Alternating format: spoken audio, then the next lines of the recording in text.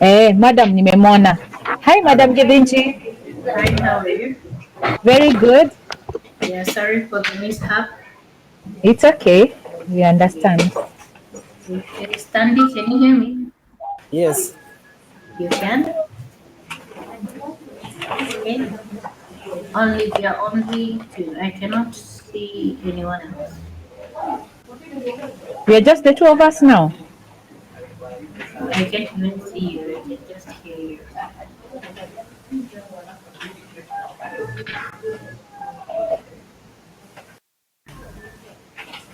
Oh, maybe it could be an error in the connection.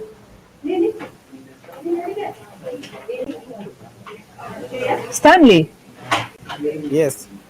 can you see anyone else? From where I'm I can sitting. only see. I Oh, can yeah. see Akonya, and Dennis Dennis Kanimanu, Monene. Yes, yes. and Yeah. Hi, Manandi. Dennis. Yeah. Very good. Yeah. Okay. I think we need to begin. Okay. So good morning to Good all of morning, you. madam. Morning. Okay, I am happy that you are able to connect and we are able to communicate. So if you can't hear me, let me know. Okay. Yes, because some of you are breaking. Stanley, can you hear me? You are breaking. I'm breaking. Yes, Peter, I cannot hear you. Akonya, can you hear me? Hear you. I Akonya, can can hear you you. hear me? Okay, good. So Yeah, I can hear you. welcome to the class. As we said, we needed to meet because we had not had a meeting before. And for those that we met, we did not complete the introduction of the course. So today we need to start the introduction of the course. I'm hoping that you have read, all of you. Yes. Have you? Have you read? Yes, yes. You have. That's a good thing. So you know what money is. You know what banking is. Yes. Uh-huh. Yes. Good. So I'll go to the course outline and tell you what expected of us this course. Since you have read, so I know the things that we need to go through. Let me write them for you in your chat.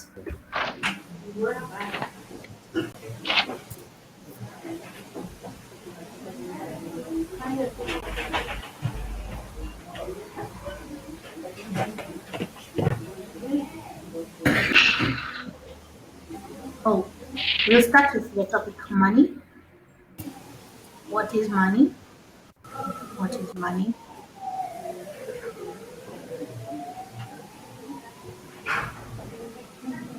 Okay. How did it evolve? Evolution. Evolution of money. Good qualities of money.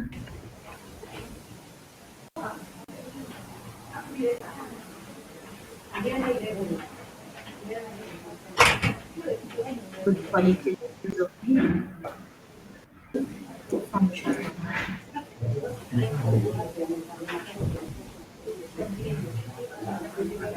These are the main topics that you need to understand when you're looking at money. What is money? Anything that is acceptable in the exchange of goods and services. And like I Madam said, the main Givinji, you're topic breaking that at some point. I You am, keep breaking at some point, yes. And there's some background noise. Yes. there's background noise. Yes. Give me a minute.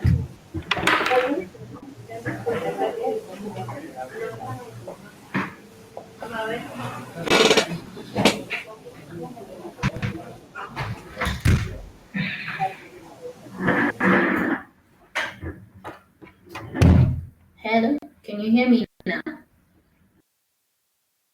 Can you hear me? Yes, we can hear you. I can hear you. Good. I was saying the first topic is money. What is money? Um, the evolution of money, qualities of money, functions of money. So that is what you need to understand. Where did money come from? How did it evolve to the present day form? All the way from what we you call commodity money, um, food money, representative money, fiat money, legal tender, and the checkable deposits, and the electronic money, the money like the M-Pesa. Steve, this evolution should explain to us how money has come from the early years to what we have today, the M-Pesa, modern day data money, modern day data money. So that is what you need to cover in evolution of money. When we're looking at the qualities of money, we're looking at how good money should look like, good quality, how good money should look like. And for example, it should be acceptable, it should be durable, valuable, things that make that money to be good commodity for exchange of goods and services. Then there is the functions of money. Functions of money. When you talk about the functions of money, we're looking at why we use this money in the economy. Why we use this money in the economy.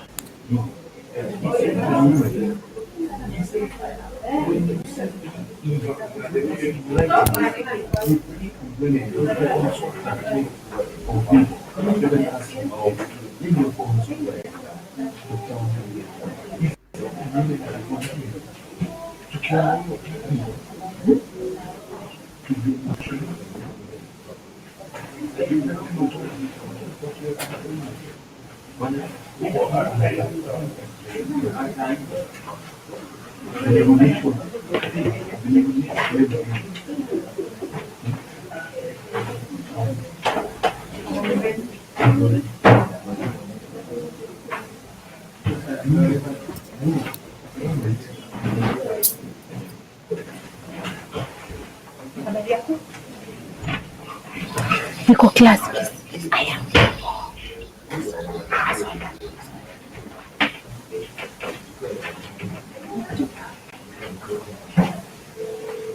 Hello?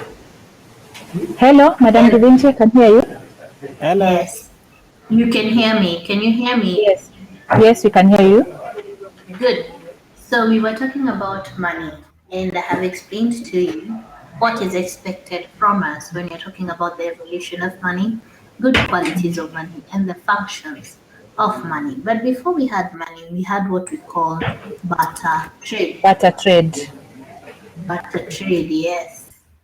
You see, the exchange of goods and services for goods and services, barter trade.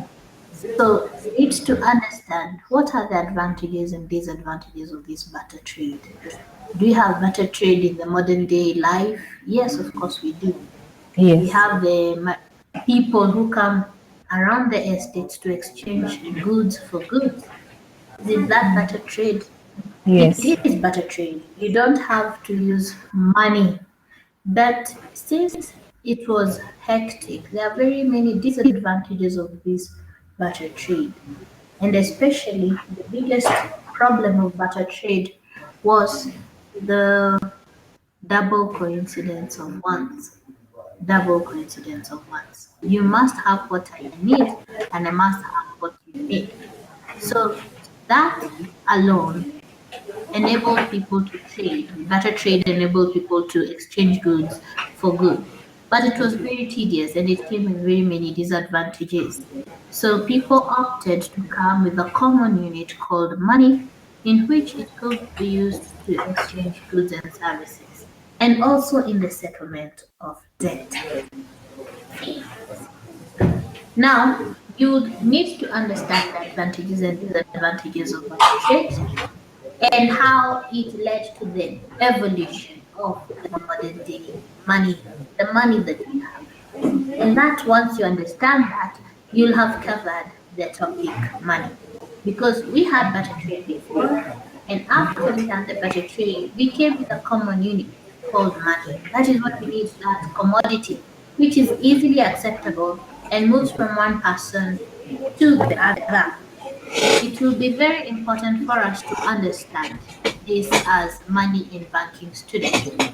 However, things have evolved, and as time evolves, um, things also evolve like money. Like this time, we have what we call the Bitcoin.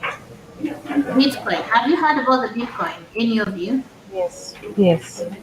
Have you heard it? What is it? What is money? What is the Bitcoin? Sorry. Anybody with an idea?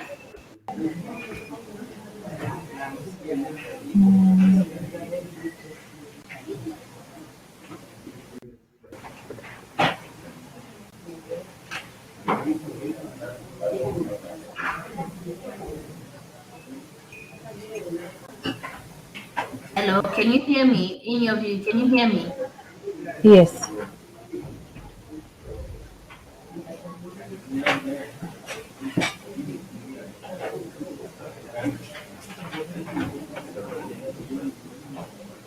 The Bitcoin is a currency that is used in the internet. It takes it wants to get rid of the intermediary called the bank. That is what the Bitcoin is all about. The reason behind the Bitcoin. Now, I'll wish each of you, if you go out there and get a movie called or a documentary.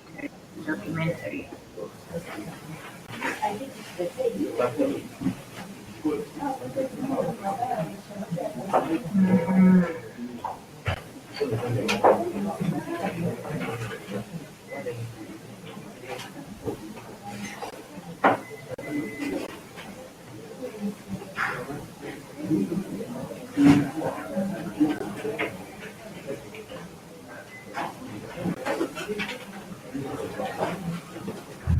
There's a documentary called Banking on the Bitcoin.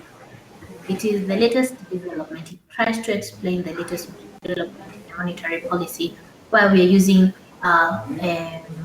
electronic cash, moving from one person to another, eliminating the role of the middleman called the bank. Okay, it has regulation issues, of course, that are coming up, but at the end of the day, it wants to streamline, just like the way you use M-Pesa, streamline the use of money. So you need to understand this money issue. That is why you have done this money and banking, or you came for the money and banking class. Then from there, the next topic is called the financial system. The financial systems. Financial system.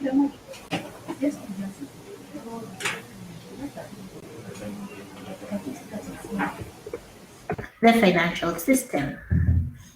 Financial system shows us how money moves from the people with a surplus of funds to the people who have a deficit of the same funds. People who have an excess of funds and people who have a deficit. The savers are the people who have an excess fund, and the borrowers have a deficit of funds. So how does money move from those people who have a surplus to those people with a deficit? They either use what we call a financial intermediary, or they have a financial market. They go through a financial market. Let me give you an example. When you take your money, for example, you have money and you take it to the bank, where when you take it to the bank, you wouldn't know who is it that comes to borrow that money, but somebody borrows that money. So in essence, you're channeling your money from yourself to the banker. To the banker, and the banker channels that money to the borrower. So that is a financial intermediary, and we call it the indirect finance. The reason why we call it the indirect finance is because the saver and the borrower never get to meet. When you take your money, for example, to a mutual fund, that money is channeled to people without funds. And that is how money moves from your hands to somebody else's. Then you can also use a financial market where we sell securities, selling of securities. For example, we have shares or debt instruments such as debentures and commercial papers, etc. So you go to the capital markets and sell a security, and the other person who does not have the money gives you the security, and you give them the money. Now, money has moved from that person with the surplus to somebody with a deficit. So that brings in that financial system, or it tells us about the structure of the financial systems. And what are the components of the structure of the financial system? We have the financial intermediaries, we have the financial markets, and we have financial instruments, the securities themselves. So we need to understand this. And once we get to understand, we know now how money will move from our pockets to somebody else's pocket. Now that is the financial system and the structure of the financial system. Okay? Then from there, you need to understand where the financial system came from. Where did it come from? The evolution of the financial system.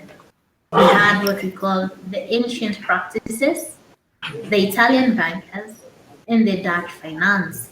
If you have read, you will see, you will have come across this evolution. So, for example, about the ancient practices, what evolved? We had the mortgages, the loans, and the people who had money now, the metallic money that came about. When you're talking about the Italian bankers, we find that we have varied financial instruments that have come. And when you're talking about the Dutch finance, you're talking about the regulator being involved. All this time, something is evolving, and now at the end of the time, we find that we have a fully functional financial system, a fully functional financial system. So that is what you need to understand in the financial system. Where did it come from? Where does that money come from? From our pockets to somebody else. How does it go? You either use a financial market or a financial intermediary. Then from there, you need to understand the various types of the financial institutions that are in the financial system. For example, we have what we call the taxonomy of the financial institutions. Those are the various kinds of financial institutions that are in the system. We have banks, we have commercial banks, we have savings and loans institutions, we have mutual funds, we have pension funds, we have insurance companies, we have all these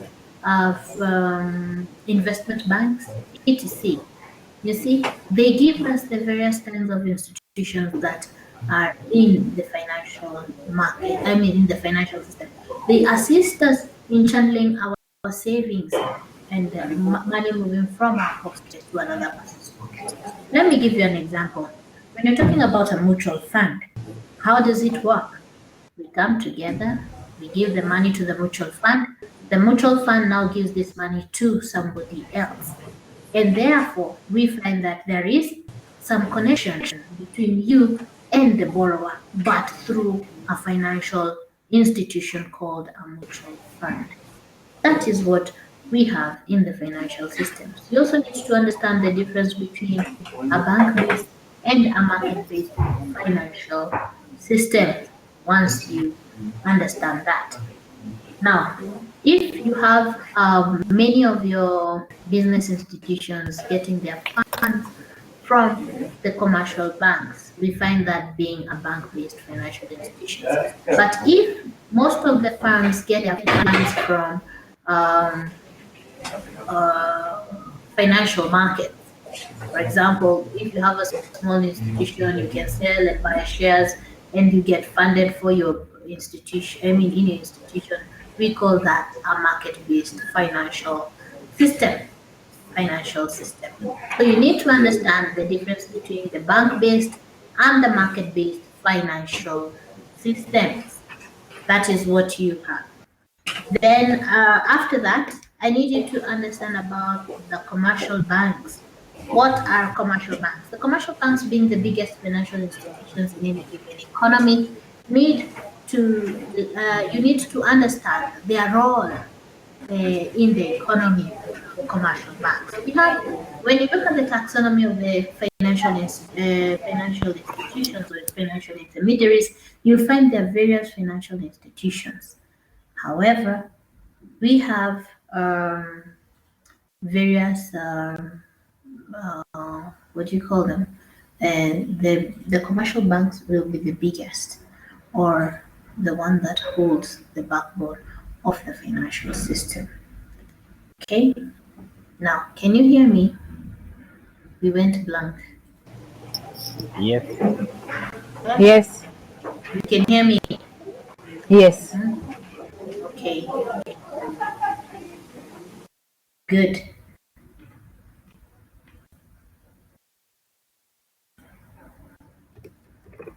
Can you hear me? You're breaking. Everybody seems to have gotten lost somehow.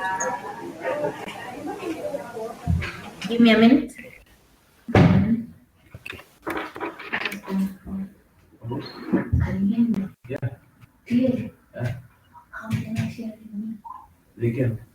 Okay.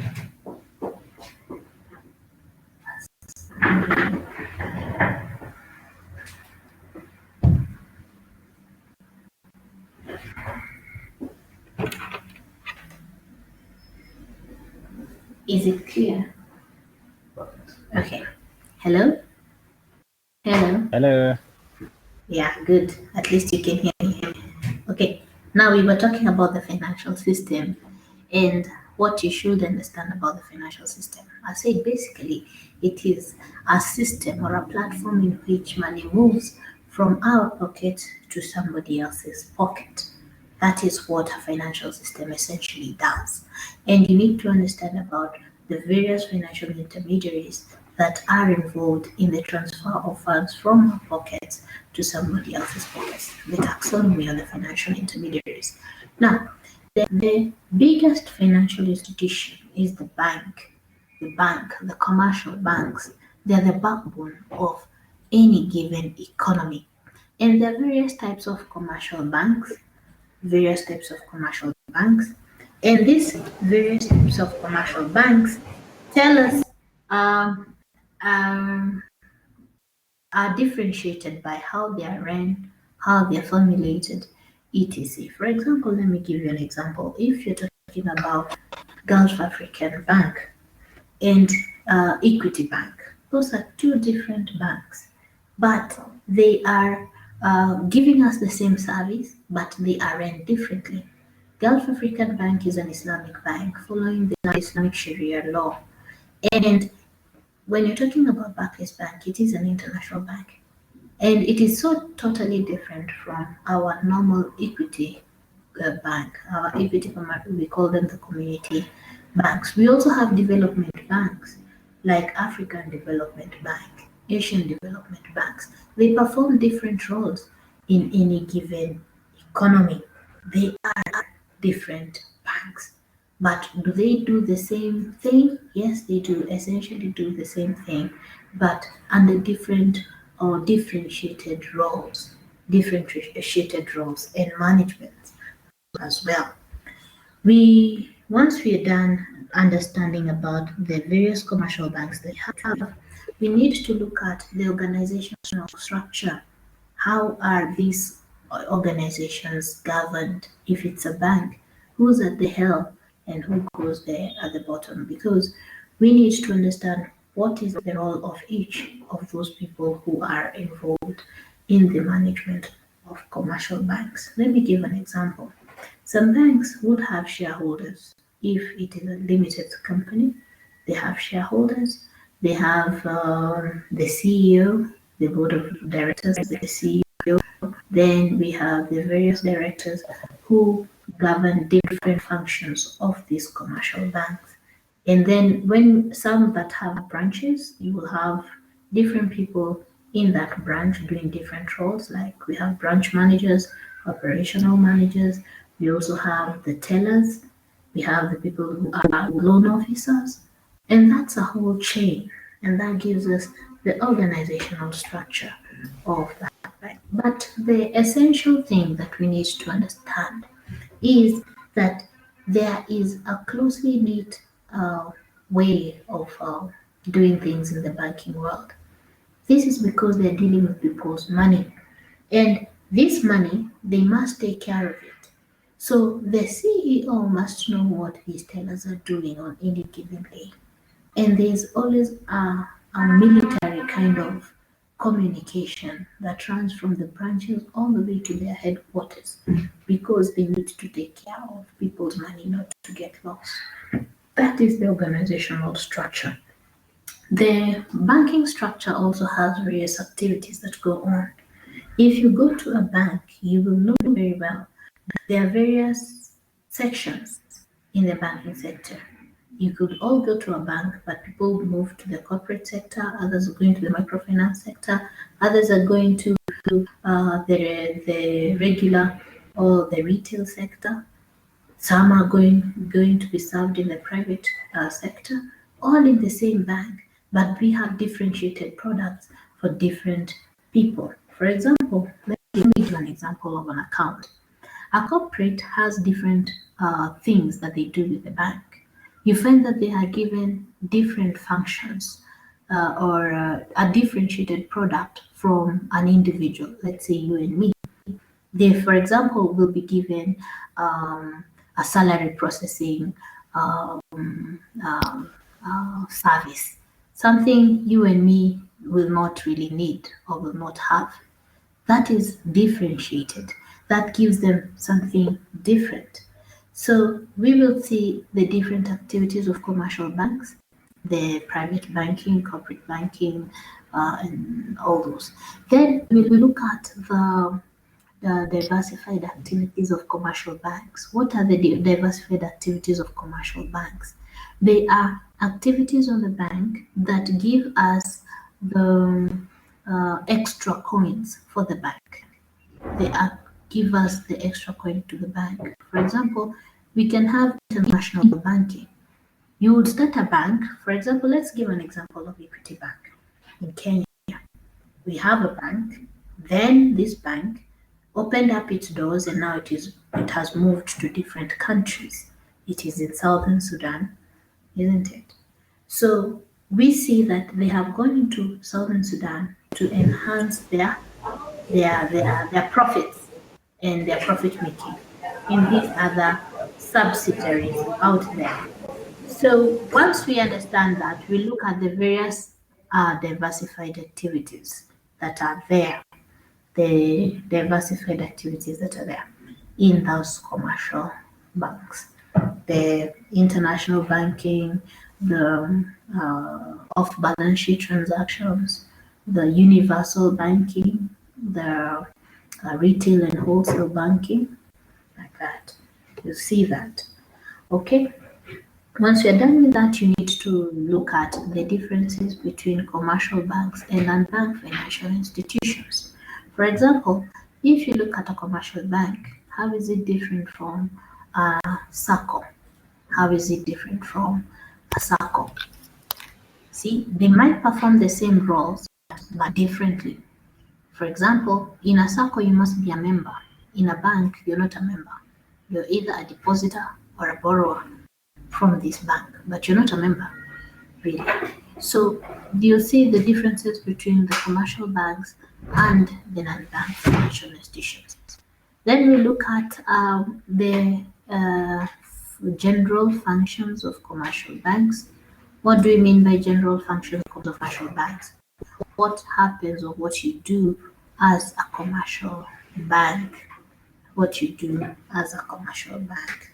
The roles of a commercial bank to you and me from an individual perspective. When you're looking at the economic functions of commercial banks, we will look at what these banks do for us as an economy. As an economy. So look at that, commercial banks, and we will be done with the commercial banks story, commercial banks topic. Then you know very well that there are problems that are faced by these commercial banks. And since they're taking care of our money, they need to be regulated. So we need to look at bank, the central bank, and the role it plays. The central bank and the role it plays. See, being a a central bank, what does it do? It gives us money, it issues money, it's the government's bank, it's the commercial bank's bank, it gives us the monetary policy, so it is the monetary policy uh, uh, regulator. It also regulates and manages illiquid financial institutions. Illiquid financial institutions. So, for example, in this country, we have had problems with our commercial banks. Our commercial banks like Diamond Bank, we had a problem with Dubai Bank, we had a problem with Imperial Bank, and the central bank came in and tried to settle the problems that are faced by these commercial banks. And they gave what we call the government safety nets. From time to time, we find that banks have problems, and the government has to come in to settle these problems of the commercial banks. And once they come in, they become the people who are trying to be the official receivers, or people who are trying to make sure that there is sanity in the financial system. So the commercial banks does that, and it's a very important role when we look at it. So once we are done with that, we look at the role it does, being a regulator. A regulator. There's a documentary that is very important for us to, if you can get it. It's called the Job. Inside Job. If you can get it online, look for it. Inside Job. It tells us about the role of the regulator. And if the regulator comes after somebody has innovated something, there's always a problem. And you have very many collapsing of commercial banks or financial institutions, which is detrimental to the economy, like what happened in the US economy and what is happening to us in the Kenyan economy when banks are closing down.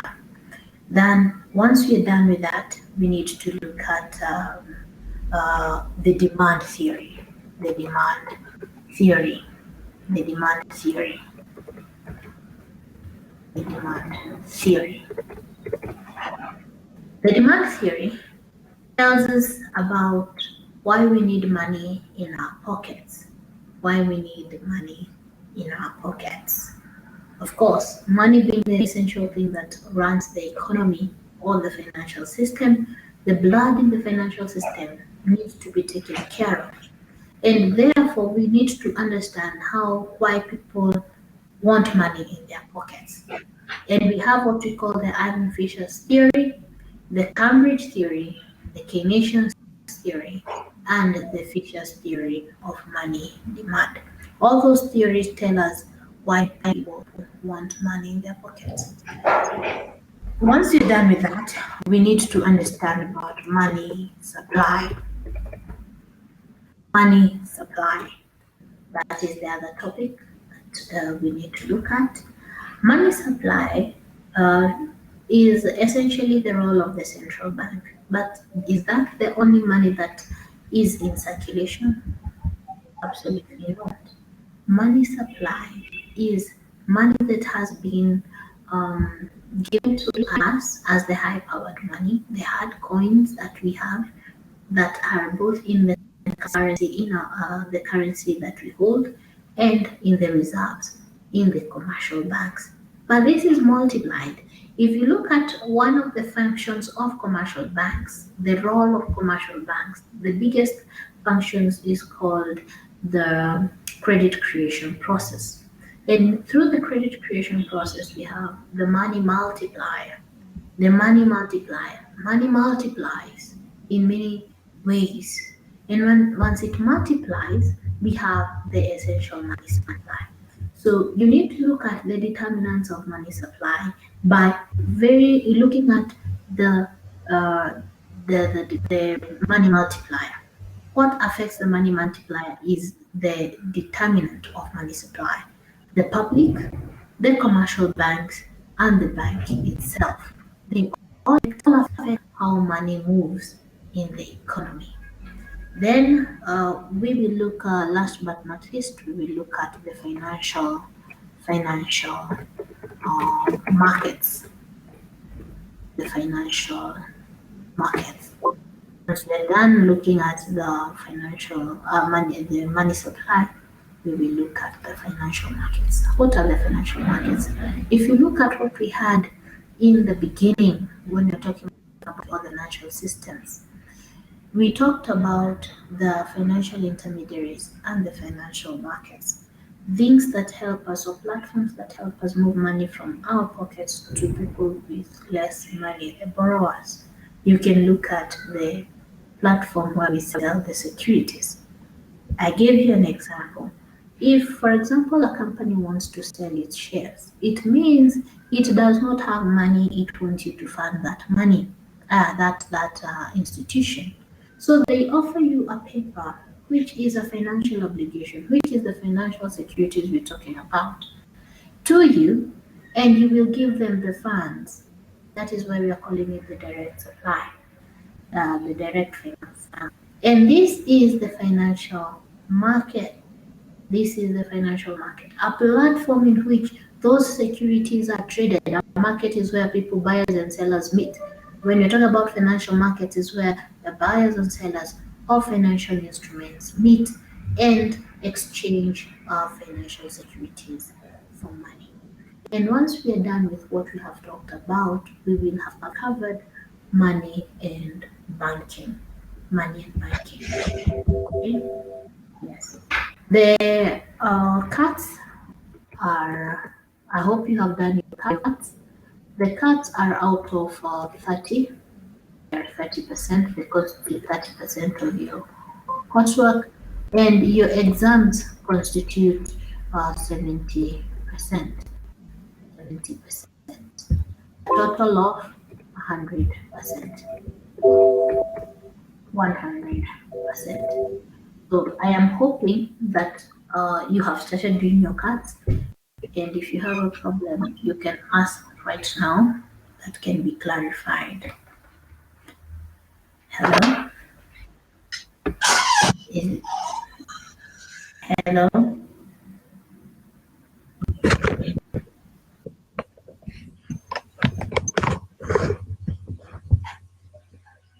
Hello?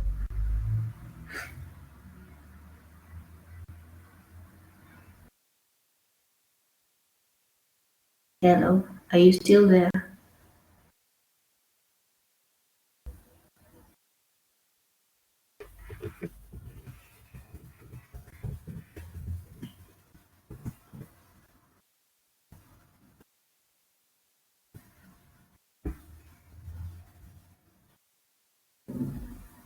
Hello?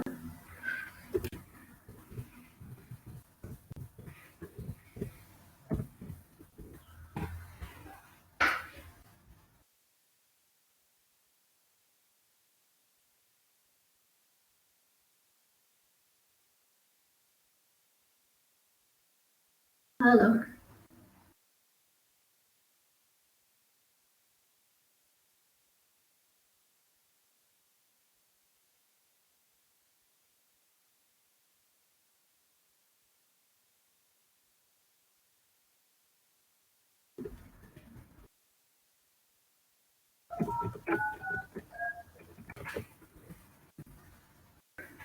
Hello?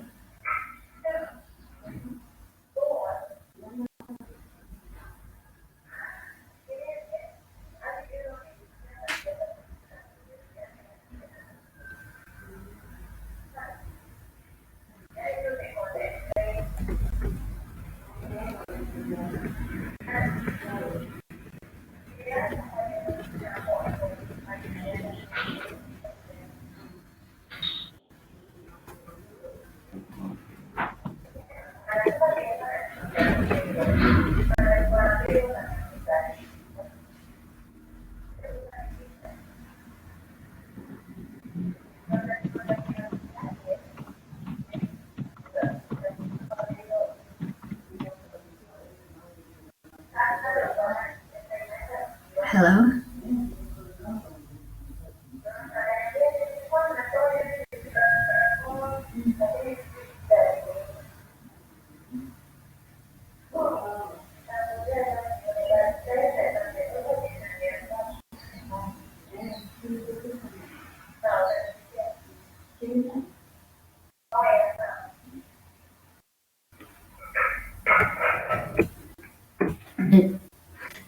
Okay.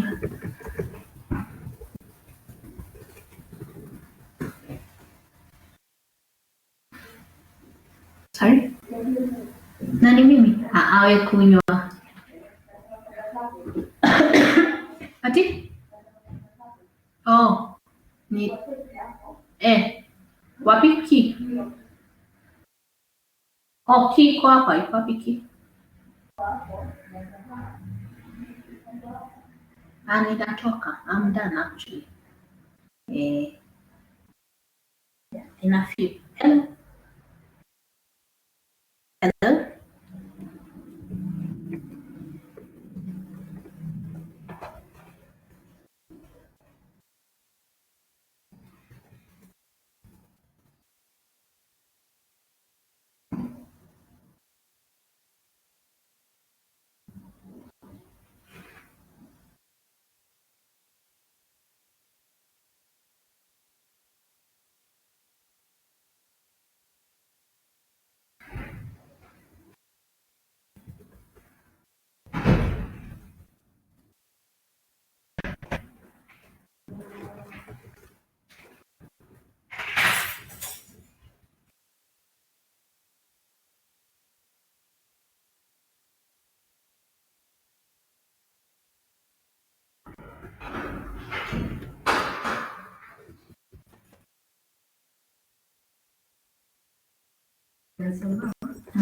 It's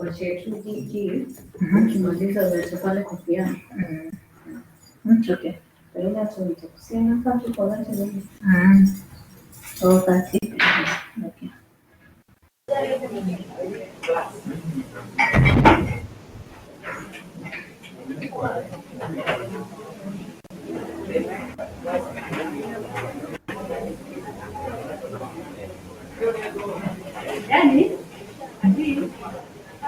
Madam Githinji, hi. Hello. Hello, I was just requesting if you could have another session before exams. Before? Maybe then we'll have, before exams, eh? I'm just requesting if we could have another session. At least by then we'll have completed reading and we'll be in a better position to ask questions. Okay. Yes, but I really appreciate for what you've done. This is really nice. That is Okay. good. And I can't see anybody. I'm only seeing Dennis. How come? I can see both of you, you and Dennis. Okay. Yeah. Okay, fine. Yes. And the rest of you? Anybody with a question?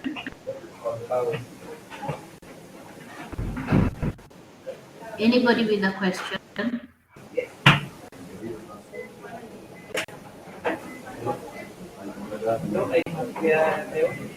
Madam Githinji, let me ask you a question.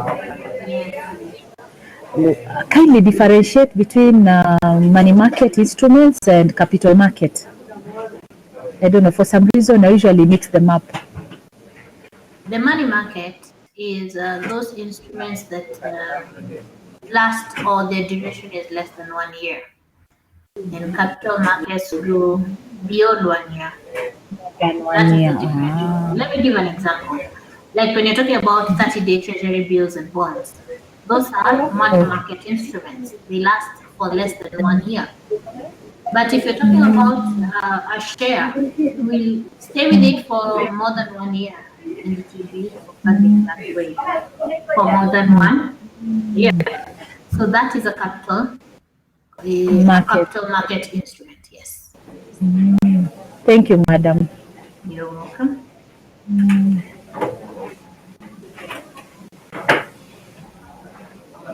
Okay. Okay. Anybody else with a question?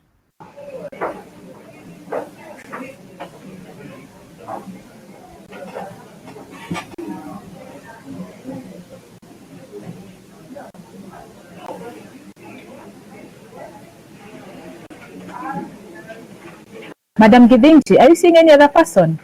No, only Dennis. Because I'm on. And myself, because I can see both of you. I can see you. You can see me now. No, I can't. I can't see you.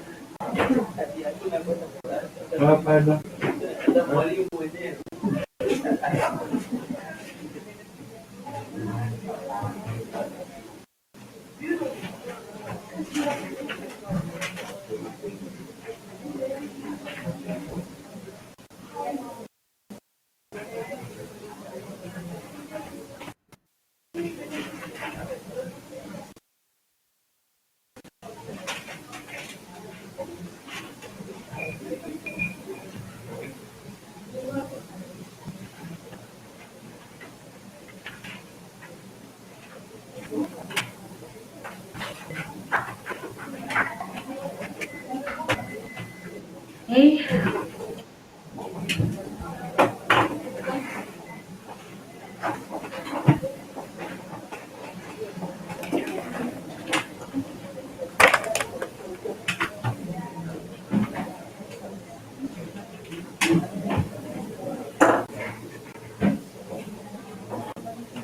Okay.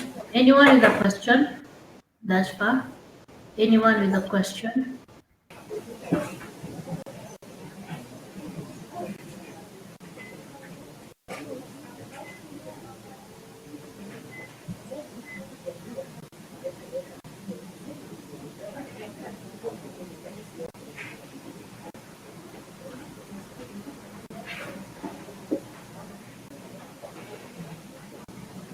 Personally, I don't have any question for now. Okay, no questions from you. Can you expound more on financial instruments? Oh, yes, there's someone who's talking about financial instruments. Obote. Financial instruments. Can you hear me, Obote? Can you hear me? Good.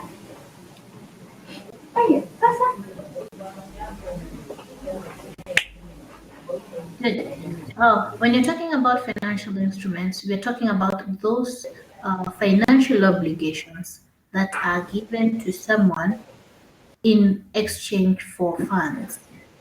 Let me give an example.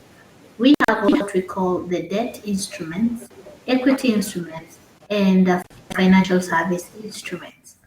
When you're talking about debt instruments, somebody owes you something and they give you an instrument, a paper that tells you, you give me this kind of money and I will be owing you this much that I will pay you at a certain period. Those are what we call the financial instruments, debt financial instruments. Equity, somebody will give you a paper saying you will be part owner of the institution. So they will give you equity or a share. That is a financial instrument, and you will give them money So when somebody gives you a share, they're just telling you, give me money and be part owner of this company. So that is an equity instrument. When it's a debt instrument, on the other hand, it is you are not part owner of this company, but we owe you some money. It's a debt. That's what you're calling the debt instruments. Then we have the financial service instruments. They aid in the sale nitie mali of financial instruments. They aid in the sale of financial instruments. For example, we have what we call the derivatives. The derivatives. The derivatives are derived from the existence of an already existing instrument. For example, we have what we call the futures, the forwards, the options, and the swaps. They will aid us to sell our instruments that are already in existence. We call them the financial service instruments. For example, when you're talking about a derivative, which is a future, you can get into a contract today and then you will sell these instruments much, much later in let's say 6 months. So you get into what we call a futures contract, but you're already selling these instruments today. But you will receive this money maybe you'll give the money today, but you'll receive the instruments much later. Let me give an example. If you're saying I'm buying a future for Safaricom shares, for example, in the next 6 months, I want to buy Safaricom shares at 10 shillings per share, and we get into a contract today. That's a future contract, a future contract. It's a derivative. So you say, I will buy, we come into an agreement that I will buy this security at 10 shillings in 6 months from now. And once we make this contract today, we get into this agreement, you will be forced to deliver these securities 6 months from now at 10 shillings. It's very important for you to understand there is already a pre-existing security called a share, which is an equity instrument. But the derivative is a financial service or something that will aid us to make contracts or better delivery of these services. So we will deliver it 6 months from now. So this will hedge us against risk of volatility in the financial markets. Let me give an example. The share 6 months from now, Safaricom share, would maybe be costing, let's say, 20 shillings. But now we already had an agreement, you'll sell to me at 6 shillings. It will hedge against the volatile movement in the market. So therefore, those are the financial instruments that we have. Financial instruments such as debt, equity, and the financial service or the derivatives that we have. Have you understood what I'm talking to you? Have you understood what we are talking about? About financial instruments? Oh, you're welcome. Any other question? Any other question? Okay. Yes, we will plan with Dennis and we will see when we can meet again. Yeah, before we can have the next meeting, our face to face. And I'm hoping that you're doing your cards, and please stick to the dates that are stipulated there so that we can deliver better. If any other questions that we have, so that we can end the session. Any other questions that we have? None. No other questions? So we can end the session. That's a good thing. I'm happy that at least we have a few people online, about 10 people. It's a good thing. Okay, so see you until next time. We can meet and we talk about it. But don't hesitate to talk to me on my email or on the portal. We can always discuss this. Thank you.